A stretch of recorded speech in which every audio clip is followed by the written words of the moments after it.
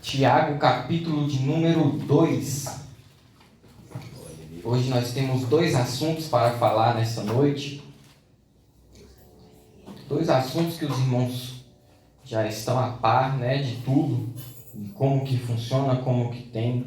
Mas é sempre bom reafirmar as verdades do Senhor na nossa vida, sim ou não? Sim. Capítulo 2 de Tiago. Ainda tem alguns procurando, eu vou aguardar.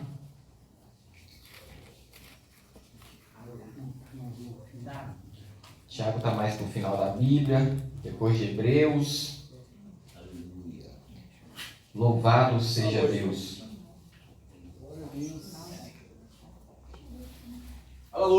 Diz assim o texto: Meus irmãos, não tenhas a fé de nosso Senhor Jesus Cristo, Senhor da glória, em acepção de pessoas.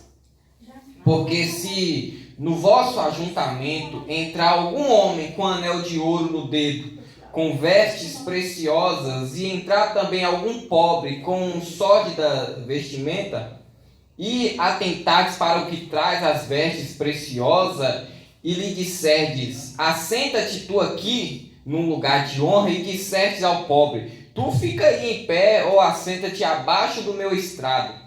Porventura não fizeste distinção dentre de vós mesmo, e não vos fizeste juízes de maus pensamentos? Ouve, meus amados irmãos, porventura não escolheu Deus aos pobres desse mundo para serem ricos na fé e herdeiros do reino que prometeu aos que o amam? Mas vós desonrastes o pobre. Porventura não vos oprimem os ricos e não vos arrastam aos tribunais? Porventura não blasfemam eles o bom nome que sobre vós foi invocado? Todavia, se cumprides conforme a Escritura, a lei real, amarás o teu próximo como a ti mesmo.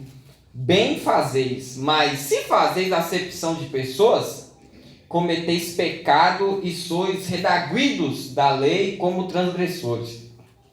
Porque qualquer que guardar toda a lei e tropeçar em só um ponto, tornou-se culpado de todos. Porque aquele que disse não cometerás adultério, também disse não matarás. Se tu, pois, não cometeres adultério, mas matares, está feito transgressor da lei. Assim falai e assim procedei, como devendo ser julgado pela lei da liberdade. Porque o juízo será sem misericórdia sobre aquele que não fez misericórdia, e a misericórdia triunfa sobre o juízo. Próximo assunto, versículo 14. Meus irmãos, que proveita se alguém disser que tem fé e não tiver as obras? Porventura a fé pode salvá-lo? E se o irmão ou a irmã estiverem nus e tiverem falta de mantimentos cotidianos? E se algum de vós lhe disser: ide em paz, aquietai-vos e fartai-vos, e lhes não derdes as coisas necessárias para o corpo, que proveito virá daí?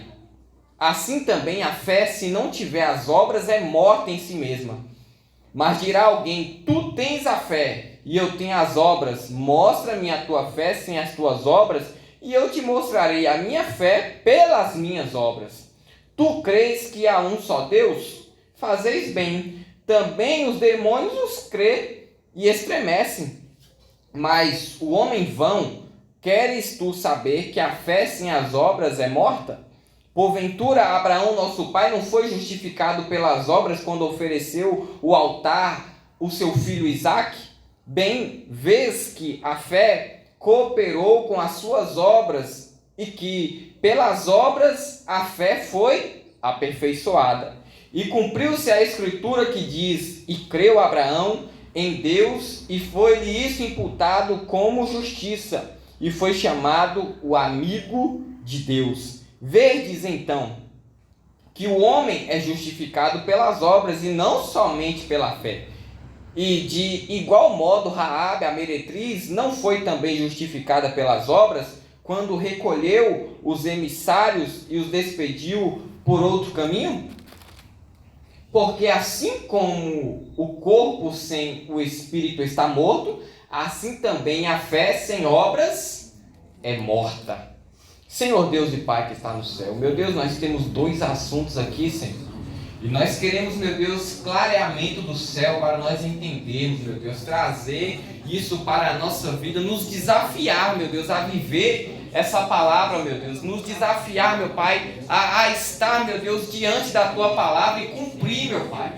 Estar aqui, meu Deus, nessa noite, todos nós, meu Deus, com uma responsabilidade de aprender, viver a Tua palavra, meu Deus, de trazer para nós esse ensinamento que não é em vão, que nós não estamos aqui somente mais o culto, meu Pai, mas que a nossa atenção venha estar hoje, meu Deus, voltada para a Tua palavra, para trazê-la, meu Deus, para o nosso coração, para esconder no nosso coração e usar, meu Deus, de modo mais proveitoso possível.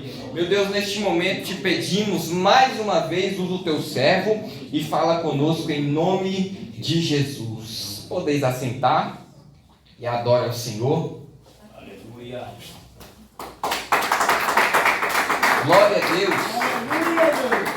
Nós temos 2 assuntos hoje. Um dos assuntos é acepção de pessoas e o outro assunto é fé e obras. Primeiro nós vamos para o assunto de acepção de pessoas. O que é fazer acepção de pessoas? É quando eu escolho quem eu vou tratar bem, né? Quando eu escolho quem eu vou gostar e quem eu vou odiar, né? Quem é que eu vou olhar, que eu vejo que vai me trazer um proveito, e quem eu vou olhar que vai talvez me envergonhar. Não quero andar com fulano, né? Isso é a acepção de pessoas. A acepção de pessoas ela é tão séria que no primeiro versículo é como se trouxesse uma responsabilidade para a fé, como se a acepção de pessoas estivesse ligada à fé que a gente tem em Cristo Jesus.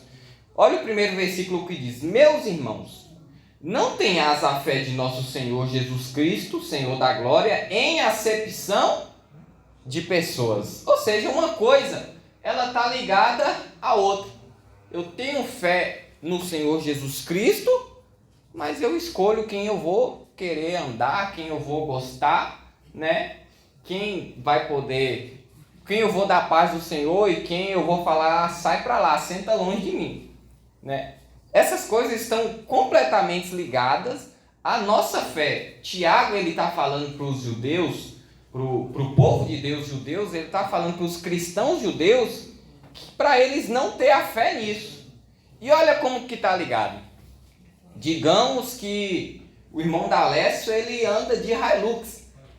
Mas eu olho para o irmão D'Alessio e falo, então D'Alessio anda de Hilux, e o irmão D'Alessio ele é muito abençoado.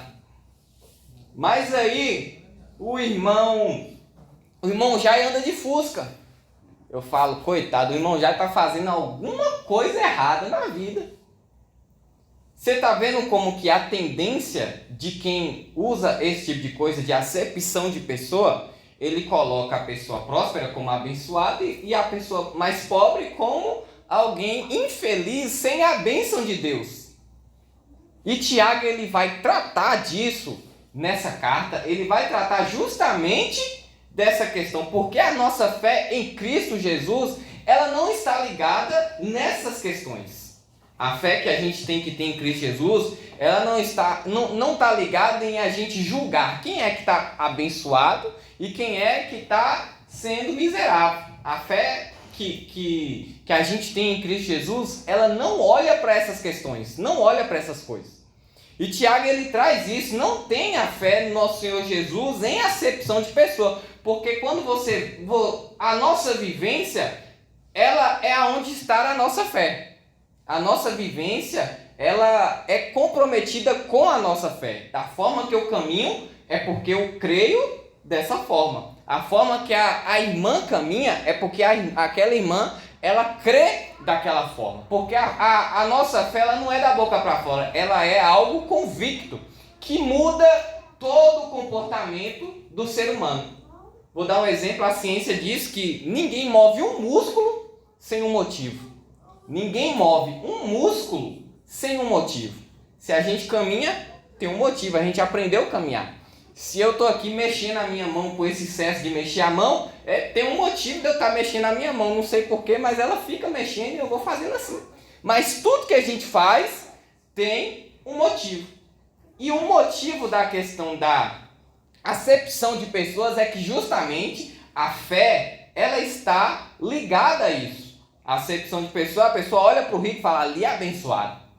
A pessoa olha para o pobre e fala, misericórdia. Isso é acepção de pessoas que Tiago quer tratar nesse texto. No versículo 2 ele diz, porque se no vosso ajuntamento, ou seja, na vossa congregação, como os cristãos estavam espalhados por conta da perseguição, né? Tiago está falando o vosso ajuntamento. Então não é que tinha igreja nos locais. O povo era perseguido, nem podia fazer igreja, porque senão ia lá e tacava fogo nas famílias. Então, mas esse povo, ele tinha um modo de se ajuntar. Ou seja, em algum lugar, eles tinham um lugar de prestar culto. Era um povo que estava passando por perseguição. Aí ele diz, porque se no vosso ajuntamento entrar algum homem com um anel de ouro no dedo, com vestes preciosas, e entrar também algum pobre com sórdida vestimenta, e te atentares para o que traz as vestes preciosas, e lhe disser, assenta-te tu aqui no lugar de honra, e disseste ao pobre, tu fica aí em pé, ou assenta-te abaixo do meu estrado. Porventura não fizeste distinção dentre vós mesmos, e não vos fizeste juízo em maus pensamentos? Então ele está trazendo aqui justamente essa questão daquela pessoa que ela olha para o rico e fala, não, vem cá, você tem que sentar no melhor lugar, você é o cara. E olha para o pobre e fala, some daqui, coisa ruim, que você vai me trazer mal sorte. Né? Tem gente que olha assim até para os coitados dos gatos, que não tem nada a ver, ixi, gato preto, sai para lá. Né? E aí, Tiago está tratando disso aqui no sentido de pessoas, e é algo comum. E eu vou falar que é algo comum, é tão comum que está ligado justamente à nossa vivência. Nós temos essa tendência de honrar a pessoa mais bem-sucedida e o mais pobre a gente querer se afastar. Por quê? Porque no nosso DNA tem uma questão de muito tempo, que é uma questão de sobrevivência. O que é sobrevivência? Os nossos antepassados de muito tempo atrás, né, eles iam para o lado onde tinha mais recursos, mais sobrevivência. Então eles não iam ter a tendência de ir para um lugar ruim. Ninguém quer ter essa tendência de ir para um lugar que está precário, que está faltando coisas. Tem a tendência de estar perto daquele que tem mais recursos, para de alguma forma ele poder alcançar esses recursos. E isso é natural no ser humano. Só que quando nós nos convertemos, nós passamos a ficar o quê? Livre. Livre. Nós temos agora o quê? Liberdade. Liberdade para seguir os mandamentos de Jesus. E o mandamento que Tiago traz aqui é o de amar ao próximo. Ou seja, embora a minha carne tenha essa tendência de querer chamar a pessoa que tem condições para mais perto e o pobre para mais longe, mas não é desculpa. Porque Jesus falou para a gente amar o próximo. O próximo é quem? É quem está próximo, quem está perto. É para amar. Quem chegou perto é para amar. Olha o que o texto diz, versículo 4. Porventura não fizeste distinção dentre vós mesmos, e não vos fizeste juízes de maus pensamentos? A questão, por exemplo, ele está tratando aqui na questão do ajuntamento. Então, na questão do ajuntamento, nós podemos trazer a questão da igreja, a nossa igreja. Isso aqui é um ajuntamento de pessoas. Vai chegar alguém que ninguém conhece. E nós vamos acabar, infelizmente, julgando a pessoa pela aparência. Por quê? Porque a gente tem olho. Basta, para a gente olhar para a aparência, basta o quê? Ter olho. Porque a gente é problemático. Mas Jesus, ele tinha olho, mas ele não tinha essa questão. Ele olhava para a pessoa e não ligava. Ele não ligava para a aparência da pessoa. Ele simplesmente olhava e trazia. Jesus, ele foi o que mais combateu essas questões. Olha, ele trata disso em Lucas 14, ele fala uma parábola. Vamos lá em Lucas 14, versículo 7. Lucas 14, versículo 7. Jesus ele ensina nessa parábola a busca da humildade. Enquanto os irmãos procuram, eu vou aproveitar para falar disso. Nessa parábola ele ensina sobre a busca da humildade. Porque a humildade não é olhar para o meu guarda-roupa e tem lá um terno rasgado e um bom. Aí eu pego assim, eu sou humilde, eu vou no velho, vou pegar o rasgado e vou para a igreja. Isso não é humildade. Isso não é humildade. Isso é desleixo, é outro nome. Se só tiver o velhinho lá, nós vamos para a igreja dando glória a Deus. Mas se tem um melhorzinho, eu posso pegar um melhorzinho porque eu sei que isso não é exaltação. Deus abençoe e deu o melhorzinho.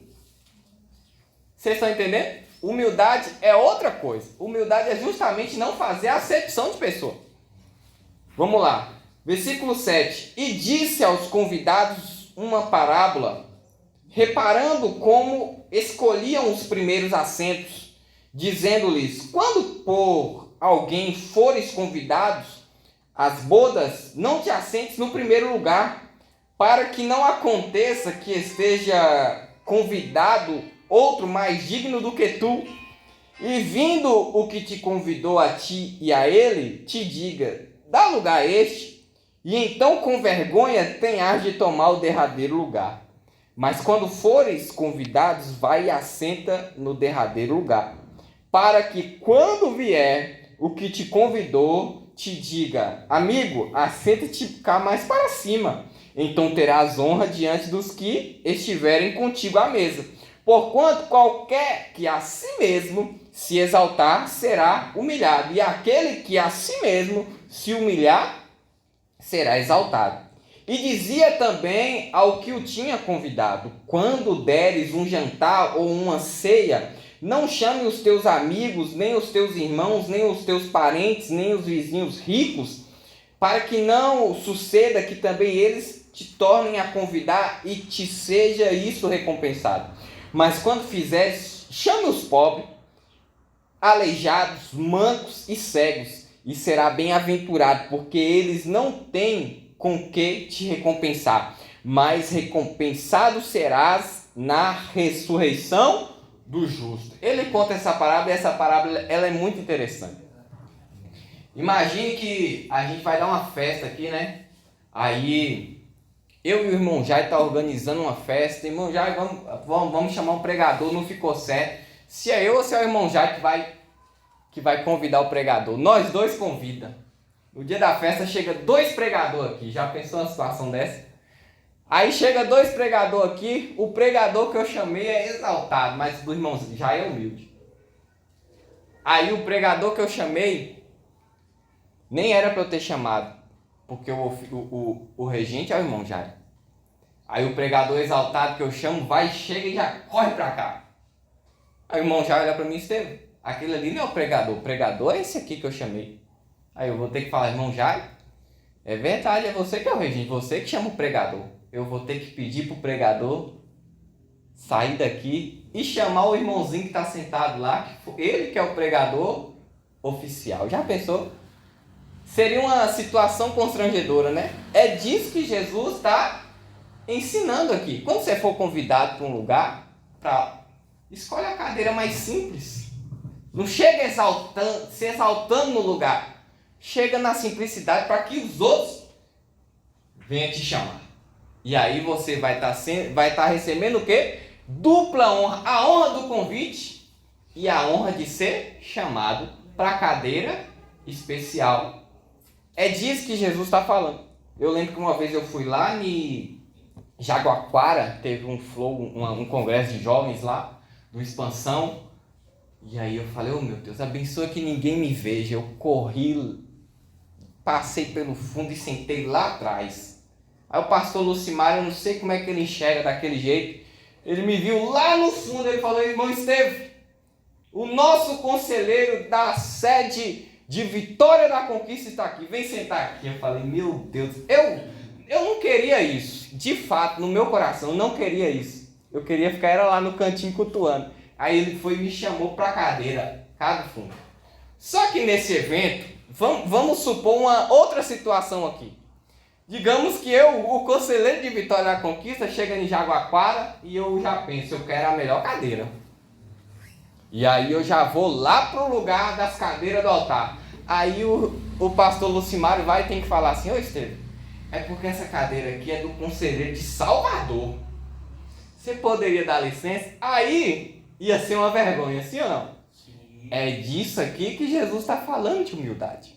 Nesse dia tinha a cadeira para os conselheiros de Vitória da Conquista, de Salvador, mas também no meio disso pode acontecer de alguém passar uma vergonha, né? Pode acontecer de alguém, diante de uma situação dessa, acabar sendo humilhado, e Jesus está ensinando justamente isso. Outra coisa que Jesus está ensinando é justamente a gente não olhar para as pessoas com um olhar de tirar proveito, de tirar recompensa. A gente olhar, não, vou fazer um jantar na minha casa e eu vou chamar todo mundo que tem condições, os melhores, né? Vai que alguém me arruma um emprego, vai que alguém também me chama para ir na casa dele. Jesus é totalmente contra isso, porque ele quer que a recompensa que a gente receba seja aquela maior que a do céu.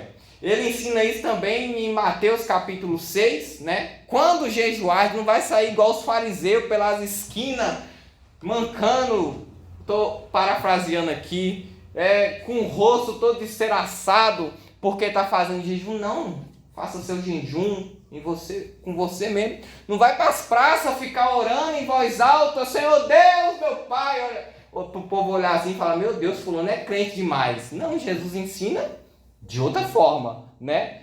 Entra para o teu quarto e fecha a porta. E você que ora no seu quarto, você sabe que lá tem um mistério gostoso, que quando você fecha a porta para orar, parece que é ali que é o lugar que, quando a gente segue essa palavra, né? Parece que ali é um lugar de intimidade com o Pai de fato, né? Tem vezes que parece que orar no quarto, muitas vezes chega a ser até mais gostoso do que na igreja. Muitas vezes, né? Orar na igreja também é algo maravilhoso, mas tem vezes que no quarto a gente está numa intimidade tão grande com Deus, né? Que é algo maravilhoso, porque até mesmo na questão da religião as pessoas têm essa tendência de se exaltar, de se mostrar, né? Quantos nós não já passou por esse lugar e por vários outros, de querer ter o dom de língua, né? Para poder mostrar para os irmãos que ali é uma pessoa espiritual, que é cheia, né? E não por conta dos mistérios de Deus, mas é porque queria que os outros vissem o quanto ela falava em línguas. Isso tudo, irmãos, é falta de humildade. A gente tem que buscar os mistérios do Senhor por causa dos mistérios de Deus serem maravilhosos e edificarem as nossas vidas. Amém? Amém. Versículo 5.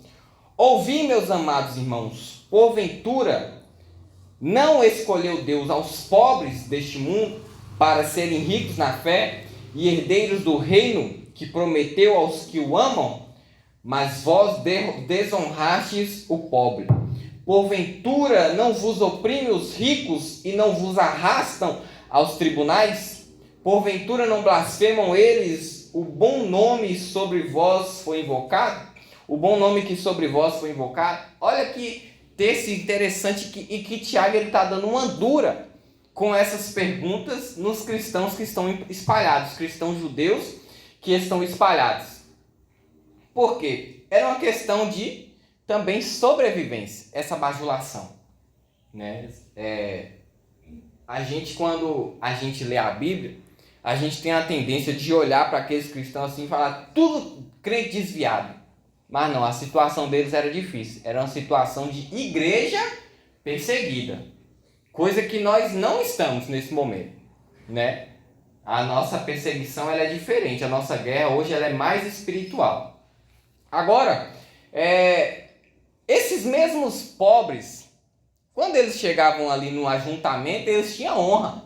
Eles chegavam naquele ajuntamento ali e esses ricos aqui, eles eram bem recebidos, né? Chegava com o seu anel de ouro, com a sua veste bonita, e quando alguém para ter uma roupa bonita lá, tinha que ser rico mesmo, que roupa naquele tempo era algo escasso. Tanto que no deserto o Senhor Deus, Jeová, ele teve que prover isso para o povo de Deus, né? A roupa ia crescendo junto com o corpo, a roupa não ficava velha, o sapato não ficava, a sandália não ficava velha, ia crescendo junto com o pé.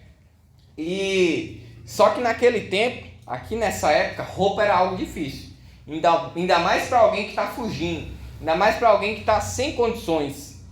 Então, quando chegava um rico com uma boa vestimenta, esse rico ele era bem tratado. Só que esse mesmo rico que entrava no ajuntamento do povo e era bem tratado, esse mesmo rico arrastava o próprio povo para o tribunal. Para quê? Eles eram arrastados para os tribunais porque esses pobres das igrejas eles tinham que trabalhar para alguém. Iam trabalhar para os ricos. Só que o que acontece? Em terra sem lei, o rico faz com o pobre o que bem quer. Hoje não, né? Hoje, se um patrão faltar, pelo menos aqui no Brasil, se um patrão faltar com os direitos do trabalhador, o trabalhador vai na justiça e fica ruim para ele, sim ou não? Sim. Só que naquele tempo não tinha isso não. Naquele tempo, o pobre trabalhava para o rico não pagava, o pobre ia cobrar, ia nos tribunais, o rico pagava o juiz, era amigo do juiz, e o pobre acabava se complicando ainda mais. Olha o problema que era. Inclusive tem um estado do nosso país que isso acontece muito. É um lugar de fazendeiro. Esses fazendeiros eles contratam gente para trabalhar de todo canto do Nordeste. E aí vai lá para o Norte. E aí quando chega lá, a pessoa trabalha meses. E o patrão fala que vai pagar um alto salário. Aí quando chega na hora de pagar, o patrão pega assim o revólver, coloca na mesa e fala bem assim: você que sabe, eu posso te pagar, mas aí você vai morrer. É duro, né? E é muita gente assim que já sumiu nesse estado porque os fazendeiros matam. Nessa situação aqui, Tiago ele está falando ainda da questão da fé. Porque se entra algum rico aqui, para nós não tem que importar. Não tem que importar. O que importa com relação à nossa fé? Se a pessoa tem Cristo ou se não tem. Se a pessoa tem Cristo, seja bem-vinda. É um de nós. Se a pessoa não tem Cristo, seja bem-vinda. Nós vamos te apresentar o nosso Senhor. Então, em relação à nossa fé, é isso. Não é para ter acepção de pessoa, porque o que importa é se ela tem Cristo ou não. Se tem Cristo, é um de nós. Não tem diferença de distinção. Porque nós temos que olhar por esse lado. Se a pessoa veio até aqui, ou ela tem ou ela quer a Cristo. É desse ponto de vista que nós temos que ver. Esses ricos, eles iam até o ajuntamento e tinham essas intenções erradas. Tanto que o próprio Tiago está falando aqui, no versículo 7. Porventura não blasfemam eles o bom nome que sobre vós foi invocado? Que nome é esse? O nome de Jesus. Eles blasfemavam contra o nome de Jesus. Eram ímpios, ricos, ou seja, não tem problema um servo do Senhor ser rico. Não é disso que Tiago está falando. Tiago não é contra quem é rico. Tiago está falando aqui da acepção de pessoas. O povo de Deus escolher bajular alguém por conta de condições financeiras. É disso que Tiago está falando. Porque tem gente que lê esses textos na Bíblia e muitas vezes sem entendimento e fala: eu quero morrer pobre, que o importante é ir para o céu. Não, vai ver, Deus quer te abençoar para você ser abençoado e abençoar outras pessoas e quer fazer uma grande obra na sua vida através dessas bênçãos, desses recursos que Ele quer entregar na sua mão. Ou seja, não tem problema adquirir recurso. Agora o problema é quando o coração do crente está ali ligado, fixo, preso naquele tesouro. Aí sim é um problema. Versículo 8. Todavia, aqui ele vai apelar na argumentação. Todavia, se cumprides conforme a Escritura, e a lei real, amarás o teu próximo como a ti mesmo, bem fazeis. É muito interessante isso. Jesus, quando estava pregando isso aqui, Tiago ainda andava com Jesus, mas ele não cria em Jesus. Olha que interessante. Tiago é um dos que mais usa Sermão do Monte, mas na época que Jesus estava pregando o Sermão do Monte, ele ainda não cria em Jesus como Salvador. Ele foi crer em Jesus como Salvador depois da ressurreição. Então ele está falando aqui algo que, embora na época ele não cria, mas depois que ele creu, ele dá para perceber que foi um tempo que ele prestou atenção no que Jesus falava. E ele usa aqui, ó, amarás o teu próximo como a ti mesmo. Porque esse é o mandamento. O mandamento não é escolher, ver quem é rico, quem é bom, não. É amar todo mundo. Amar requer uma ação em favor do próximo. Isso é amor. Não é bajular, não é tapinha no ombro e falar, irmão, eu te amo demais. Não. Amar é quando se tem uma atitude em relação ao próximo. Isso é amor. Agora, olha algo contrário. Mas se fazeis acepção de pessoa, versículo 9. Mas se fazeis acepção de pessoas, cometeis pecado, e sois redarguidos pela lei como transgressores. Hoje, no mundo empresarial, tem um negócio chamado network, né? Que é quando um empresário, ele faz uma amizade, ele conversa, né? E ali eles se juntam para falar de negócios e nisso eles... Um acrescenta na vida do outro em questão de conhecimento, ou até vira sócio em alguma coisa, é o tal do network. Beleza, no mundo empresarial lá, isso é para lá, para eles. Só que muitas vezes, na igreja moderna, tem trazido isso para dentro da igreja, o tal do network. Vou conversar aqui com o irmão Alex, porque talvez nós temos algo em comum e o irmão Alex me ajuda. Não, irmãos. Eu tenho que amar o irmão Alex, eu tenho que me aproximar de outra pessoa sem interesse. Isso é o que a Bíblia fala, sem interesse. Porque o interesse que eu tenho que ter é de eu ajudar a pessoa, e não do que a pessoa pode me proporcionar. Isso é egoísmo. Tem igreja hoje que ela ora para que os ricos venham para a igreja, para abençoar, para os ricos abençoar a igreja comprando coisa. Isso é trazer o povo por interesse também. É ruim ter uma pessoa próspera na igreja que dá um dízimo abençoado? Não, não é não. Mas quando a gente começa a querer isso, visando esse recurso, aí é um interesse egoísta, aí é pecado. A gente tem que querer que o pobre seja salvo e tem que querer que o rico também seja salvo, mas não por causa da riqueza dele, por causa da alma dele. Por amor a ele, a alma dele, não por amor aos recursos que ele tem. Que inclusive, eu estava conversando uma vez com o tio João e a gente estava falando de um assunto muito interessante na vida de Naamã. Que Naamã ele vai procurar o profeta fala para ele mergulhar, ele mergulha, é curado, para resumir a história. E depois Naamã quer encher o profeta de presente. Aí o profeta fala, não quero não, pode levar. Mas aí Naamã quis um pouquinho de terra para ele ajoelhar em cima da terra para orar. Aí eu conversando com o tio João, falei, tio João, o profeta não quis as coisas, né? Porque provavelmente aquelas coisas não eram para pertencer a ele, é coisa de outra pessoa. Ele Estevão, já percebeu que muitos ricos, nós entramos em outro assunto, já percebeu que muitos ricos, quando aceitam a Cristo, ficam pobres de novo? Eu falei, mas o que isso tem a ver com a questão de Naamã e o profeta? Porque o que é para ser do rico, quando ele aceita Jesus, muito do que ele tinha, não foi Jesus que deu. Então ele vai ter que perder tudo para Jesus dar para ele. Então muitas vezes o que acontece? Tem rico que aceita Jesus e perde tudo. Isso é uma prova de fé, se ele vai permanecer ou se ele vai se afastar. Tem muitos hoje presos por Satanás por conta dos seus recursos.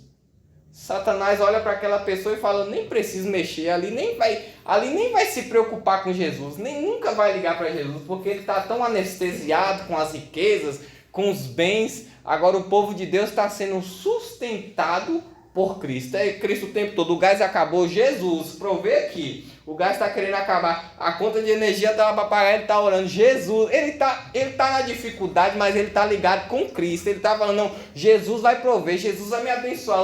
Eu estou passando pela dificuldade aqui, eu estou passando pela prova, mas eu estou dando glória a Deus. E ele vai usando a fé, tem hora que ele nem está vendo, ele só está na peleja, mas ele está clamando por Jesus, está colocando a fé em prática e depois vira testemunho. É desse jeito a vida do crente. E é isso que nós temos que nos apegar.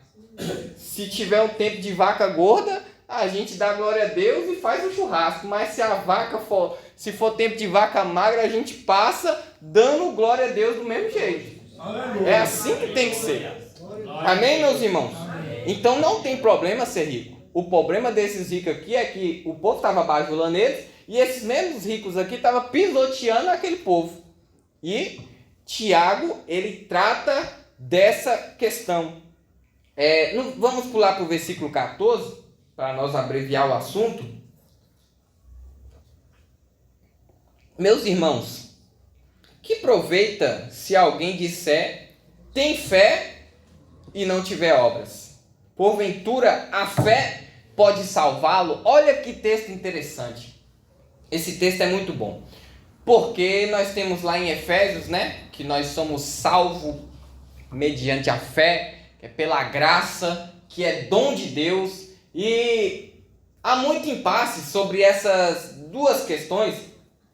E isso é tão polêmico que há 500 anos atrás, Martinho Lutero, quando ele estava estudando a Bíblia, ele olhou para esse texto aqui e ele quis tirar o livro de Tiago da Bíblia. Pensem, um maior reformador da história.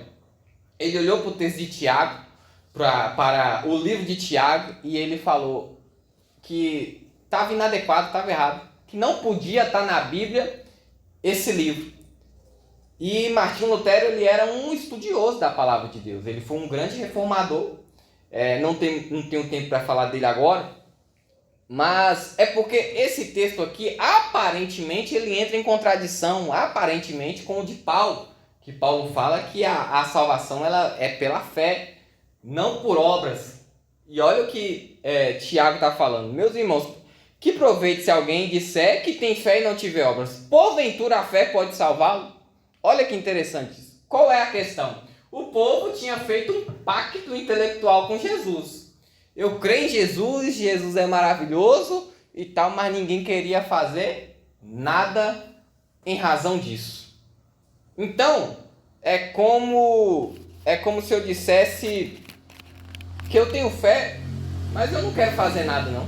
O importante é que eu creio. Só que isso não é suficiente, porque como eu falei, a fé, ela muda a nossa forma de pensar, a nossa forma de agir, a nossa forma de tratar as pessoas. E é nesse sentido aqui que Tiago ele está tratando esse assunto.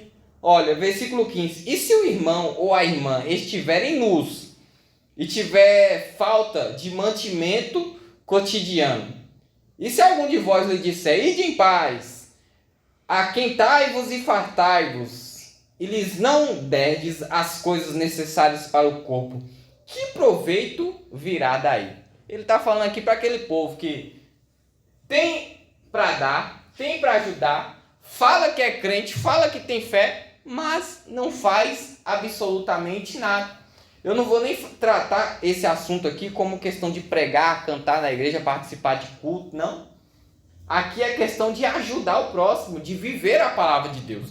E nesse sentido aqui, se a gente olhar e falar assim, não, eu sou crente, eu tenho fé, mas a gente não usar essa fé, colocar em prática, isso aqui, o que a gente vive é uma mentira. A gente vive um pacto intelectual igual aquele povo. E muitos hoje estão caindo nisso. Hoje, virou moda ser crente de igrejas modernas, né? E a pessoa vive de qualquer jeito a semana toda. No domingo coloca uma roupa sem escrúpulo nenhum, uma Bíblia debaixo do braço e vai para a igreja tirar uma foto, postar um stories na internet para dizer glória a Deus. Só que isso é uma fé morta. A pessoa não praticou nada, não viveu nada da palavra de Deus, não absorveu nada. E tem uns que chegam no culto e ainda chora. Ainda posta o story lá chorando. Que o culto foi bom demais. Mas a vivência da pessoa não diz que ela tem fé. Porque quando nós temos fé em Cristo Jesus, isso nos combate, isso nos afronta. Os irmãos sabem que quando nós aceitamos a Cristo, como que foi difícil para ter que mudar? Foi difícil ou não foi? Porque Jesus ele já vai logo pedindo aquilo que a gente mais gosta. Aquilo que a gente mais queria ficar. Jesus vai e fala, não, abre mão disso. E aqui, Tiago está tratando justamente disso. A salvação ela é pela fé por meio da graça. Mas viver somente de fé em fé, falando que tem fé e não demonstrando na vivência essa fé, é uma mentira. Eu vou falar, isso é muito fácil. Eu fui me converter com 16 anos de idade, mas eu cresci na igreja.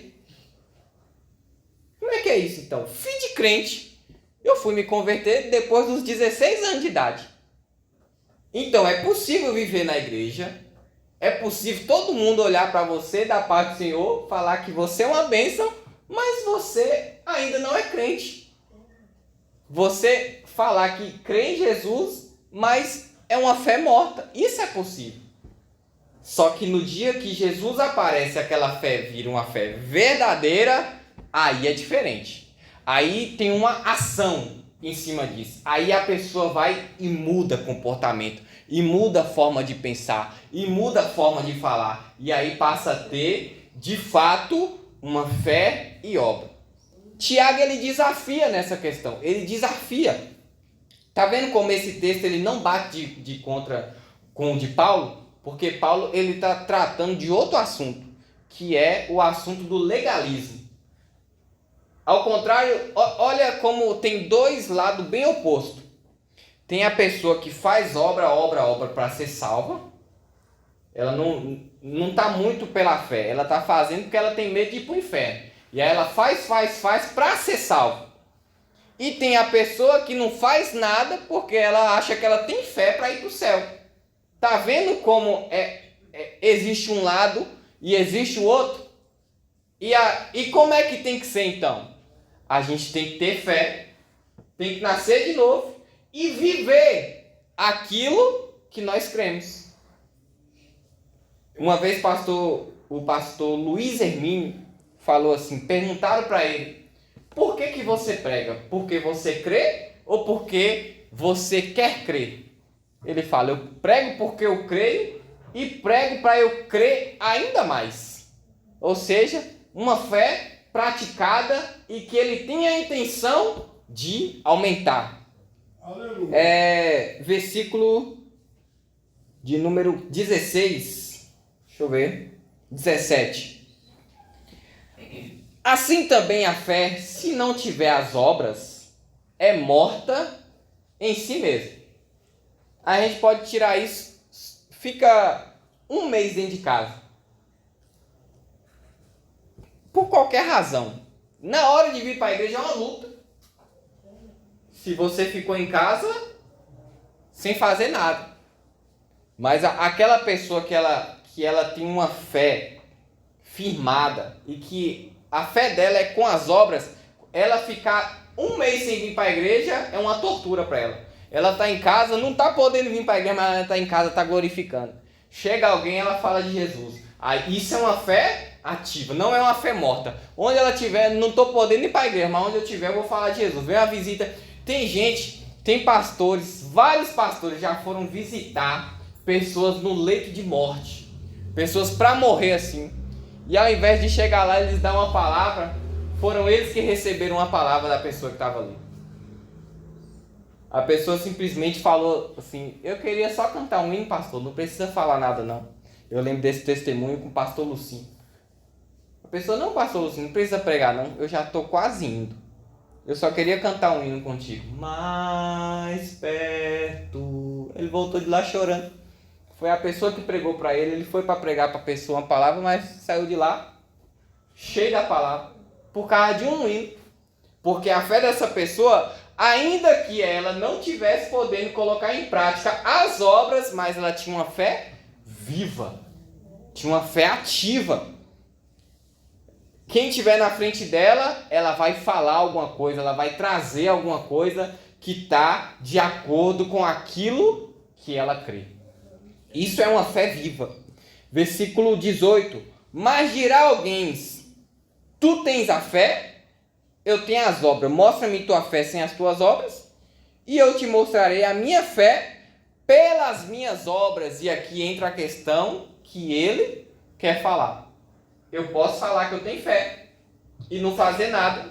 E assim, ninguém nem vai ver que eu tenho fé. E não é isso que Jesus quer. Mas pelas minhas obras, eu não faço as obras para ser salvo. Mas pelas minhas obras, eu já tenho demonstrado, tanto para quem está próximo, quanto para Cristo, que eu tenho fé. É mostrado pelas obras. A sua fé, ela pode ser dita pela sua boca, mas ela vai ser mostrada pelas suas obras, pela tua maneira de agir, de viver, de andar. É dessa forma que é observada a fé de uma pessoa. Pelo linguajar, é a vivência dela que é as obras. A forma dela ajudar. Versículo 19. Tu crês que há um só Deus, fazeis bem. Também os demônios creem e estremecem. Esse aqui é o argumento que eu acho que ele mais pega pesado com esse povo que fala, meu negócio é Jesus, não igreja. Irmão, crer em Jesus, até os demônios creem. Só falar que eu creio em Jesus não quer dizer nada. Não quer dizer nada. Até porque a pessoa não crê em Jesus hoje, nos dias de hoje, é até um atentado à própria inteligência. Por quê? Porque até o nosso calendário, hoje é dia quanto? 16 de outubro de 2025. Mas até o nosso calendário ele é dividido antes e depois de Cristo.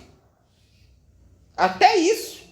Ou seja, Cristo marcou tanto a história, com tanta certeza de que foi alguém que viveu e viveu daquele jeito, que a pessoa vive hoje usando o calendário que marca a existência de Cristo Jesus. Aí a pessoa olhar assim e falar, eu não creio em Jesus, até isso favorece para as pessoas crerem em Jesus e muita gente ainda nega. Mas assim, simplesmente falar que crê não quer dizer muita coisa. Até os demônios creem. Até para os demônios sabem que só há um único Deus. Os demônios sabem que só há um Deus poderoso.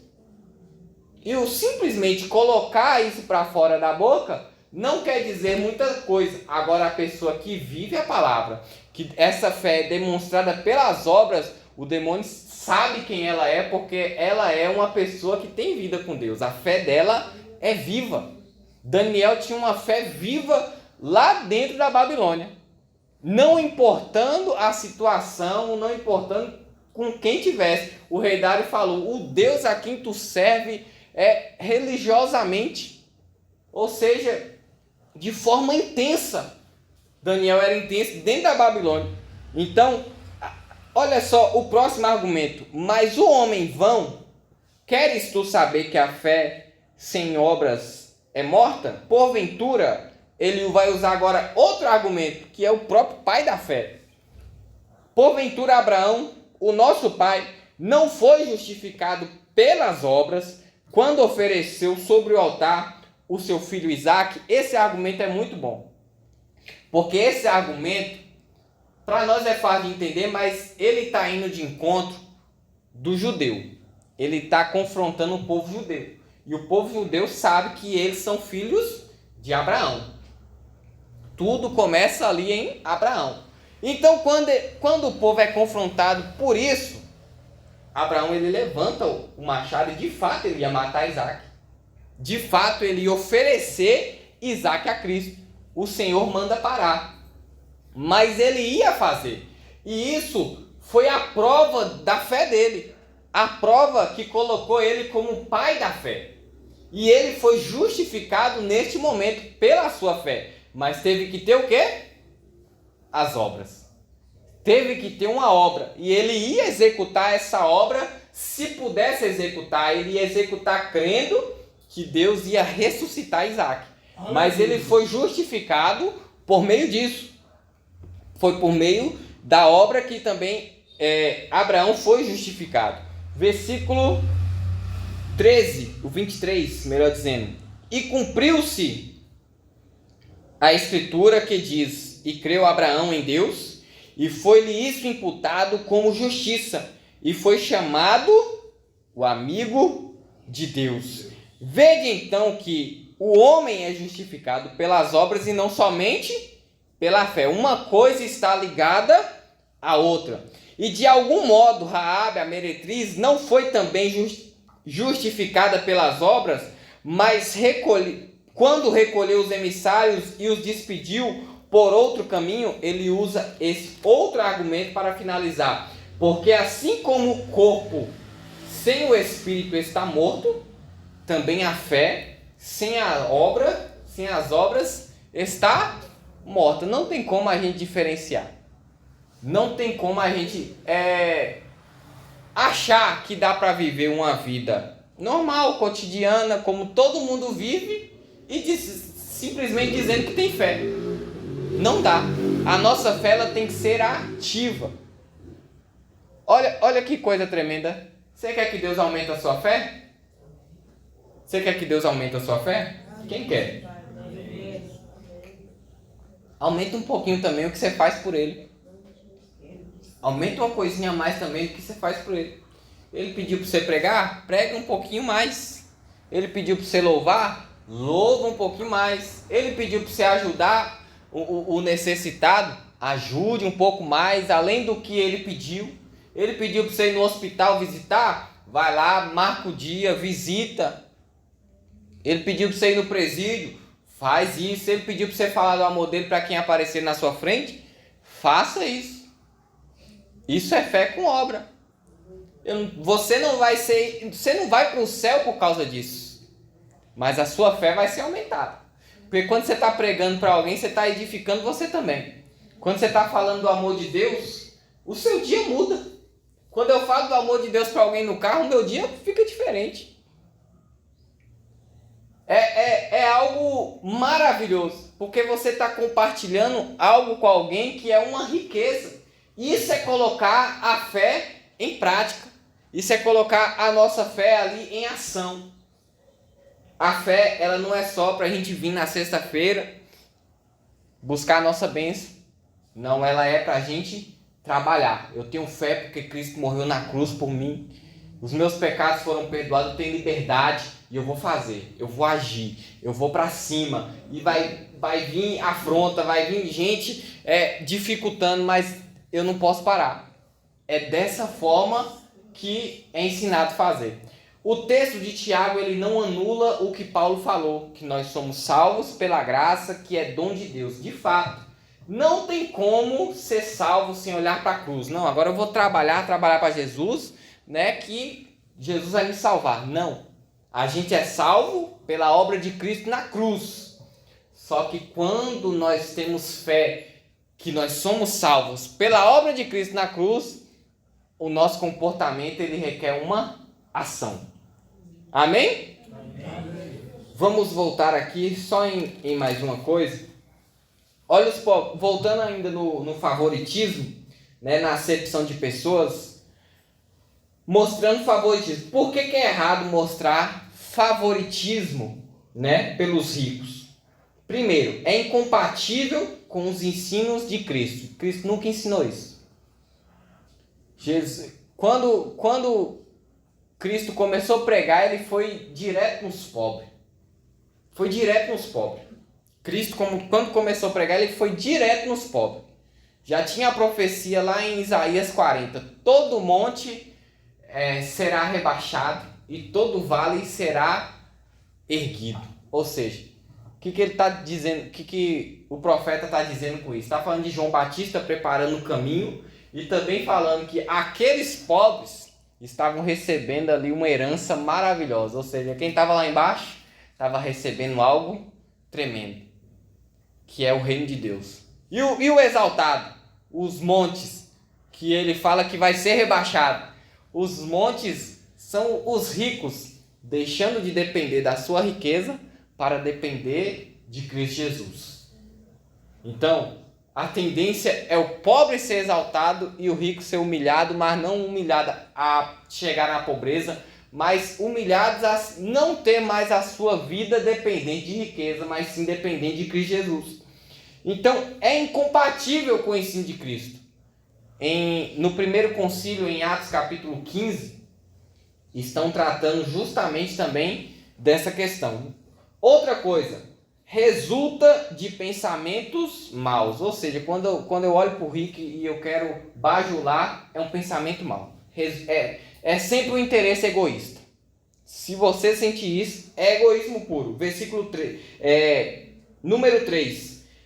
Insulta as pessoas feitas à imagem de Deus. Deus não está olhando para ninguém pelos recursos que ela tem. Deus está olhando com o amor que ele tem pela a criação dele. Então, quando a gente faz a preferência, escolhe quem é quem, a gente está deixando de lado a visão de Deus para olhar pelo nosso ângulo. Texto 4 aqui, é um subproduto de motivos egoístas. Número 5. É contrário à definição bíblica de amor, porque envolve interesse e não amor pelo próximo. 6. Mostra falta de misericórdia pelos menos afortunados. Se eu só quero ficar perto dos ricos, eu estou deixando de lado pessoas que eu podia ajudar, que eu podia estar tendo misericórdia e ter uma recompensa muito maior. É isso que acontece.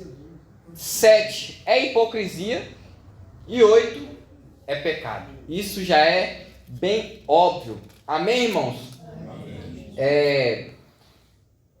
No capítulo 3 da semana que vem, vai falar a respeito da fala, o tropeço da palavra. Aquele povo falava muita besteira e nós vamos ver isso semana que vem. Olha o primeiro versículo. Meus irmãos, muitos de vós não sejam mestres, sabendo que receberemos mais duro juízo. Ou seja, o povo falava demais e ele vai alertar o povo, né, sobre essa questão da fala, o perigo de falar demais. Amém, irmãos? Que Deus abençoe a vida dos irmãos. Alguém tem alguma pergunta ou quer falar alguma coisa, acrescentar? Oi, mas teve quando eu estava estudando sobre a fé, né? Aí eu vi lá, a fé comum, que é aquela fé comum, o que eu entendi. A fé comum é aquela que não permanece. A qualquer momento a pessoa enfraquece e pula fora da igreja. A fé não permanece em Cristo. E também a fé milagrosa, que é aquela que faz milagre, você busca, eu creio no poder de Deus. Eu creio que Deus vai fazer um milagre. Tem alguém doente, eu vou lá, peço Deus, eu tenho certeza que Deus vai fazer esse milagre na vida de alguém. E o poder de Deus é sobrenatural. Isso. E a fé que salva, né? Que é a fé que é gerada pelo Espírito Santo, que é essa que nós não podemos abandonar por nada. Isso mesmo. Aí eu entendi isso, né? Ontem eu estava isso mesmo. Eu estudo sobre a fé ontem à noite. Tem a fé natural também, né? Que é aquela fé que todo mundo tem, né? Todo mundo sabe que amanhã, 5 da manhã, o sol vai nascer. Isso é uma fé natural, né? Aí tem a fé comum, eu creio em Jesus. Quer aceitar Jesus? Não, obrigado. Tem a fé comum, né? Mas ela não quer a salvadora, só quer ficar na fé comum, né? E tem a fé que essa fé já foi muito usada na igreja pentecostal Deus e Amor, né? O ímpio vem e faz a campanha, junta ali com a irmã da revelação e recebe a bênção. Aí quer aceitar Jesus? Não quero não, né? Acontece muito. Então tem vários tipos de fé e a que a gente tem que se apegar é a fé salvadora, né? Essa aí a gente não pode largar. Outra coisa da fé o apóstolo Pedro, ele fala para a gente adicionar virtudes à nossa fé. A nossa fé nunca ficar aquela mesma coisinha. Sabe? Tem gente que está com a mesma fé desde quando aceitou Jesus, mas não. A gente tem que acrescentar virtudes.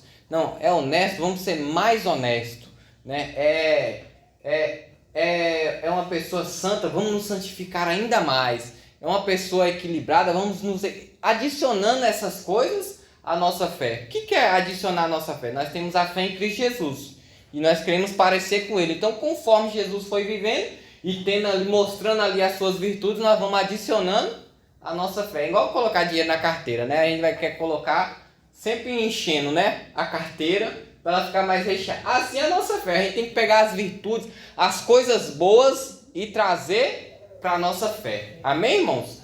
Amém. O apóstolo Paulo que falou, né? Analisai todas as coisas e retém o que é de bom. Amém? Amém. Que Deus abençoe a vida dos irmãos. Alguém mais quer falar alguma coisa? Se não, já vamos ficar de pé, fazer a oração final. A oração da fé. Vamos fazer a oração da fé. Que Deus abençoe a todos. Continue orando por nós. Que Deus abençoe.